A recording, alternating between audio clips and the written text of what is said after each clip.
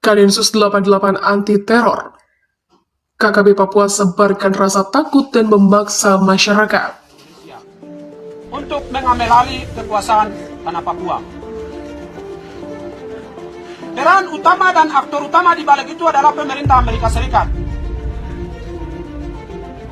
Maka, hari ini saya mau mengatakan atas nama TPNOPL,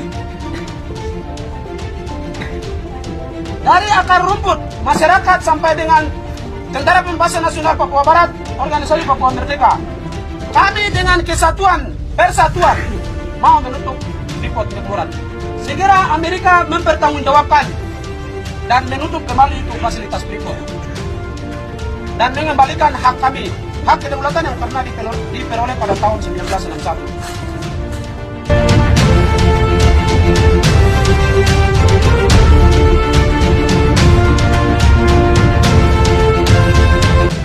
Semakin membabi buta, mereka mulai menelanjangi suster dengan tidak membuka pakainya secara sopan, tetapi mereka menelanjanginya dengan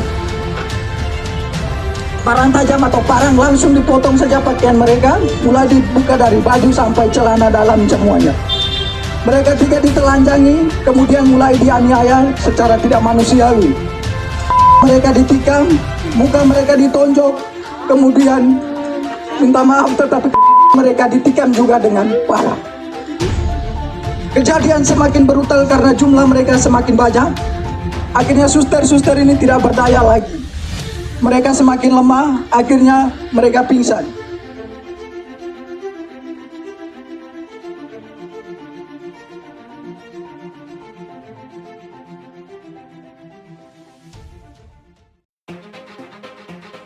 Pemerintah telah menempatkan KKB atau kelompok kriminal bersenjata sebagai salah satu kelompok separatis di Indonesia.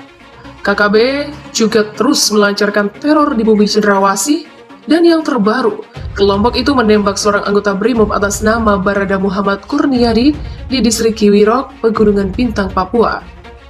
Kepala Densus 88 anti teror Polri Irjen Pol Martinus Hukum mengatakan KKB OPM bukan sekedar organisasi separatis yang memiliki kepercayaan dan keyakinan untuk memisahkan diri dari negara.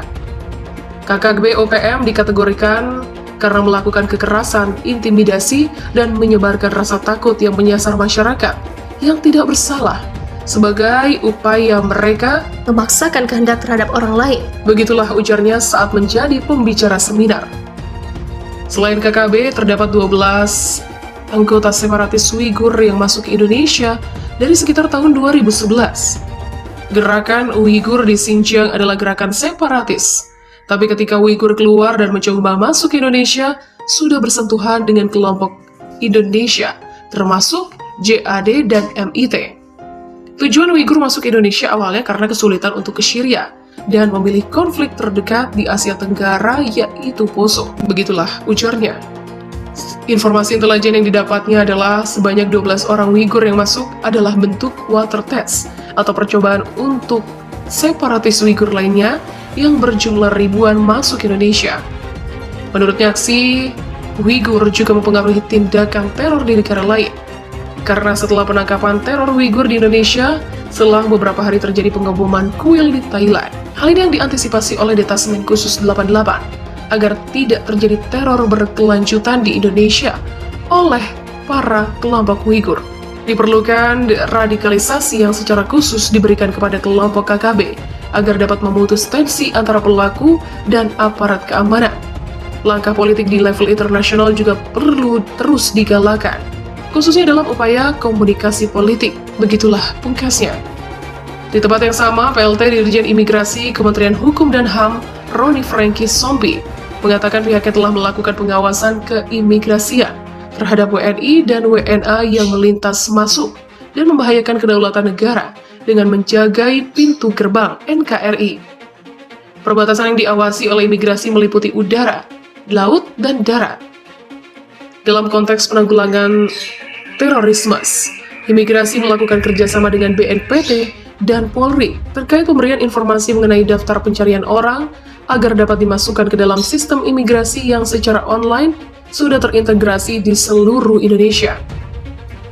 Sehingga jika ada orang asing yang masuk ke dalam DPI akan ada sistem peringatan yang menolak atau menangkap DPO itu dengan sebelumnya berkoordinasi dengan BNPT dan Polri. Dosen Prodi Kajian Terorisme dan Departemen HI Universitas Indonesia, Ali Wibisono menambahkan, penerapan HAM dalam kontraterorisme adalah sesuatu yang dikembangkan secara terus-menerus. Deputi Ketiga Kerjasama Internasional BNPT, Andika Krisna Yudanto menyebut, dalam strategi ini bukan hanya HAM, tapi juga dinilai kemanusiaan yang menjadi penting dalam upaya kontraterorisme karena pelanggaran HAM justru menjadi salah satu pendorong kemunculan kelompok ekstremis.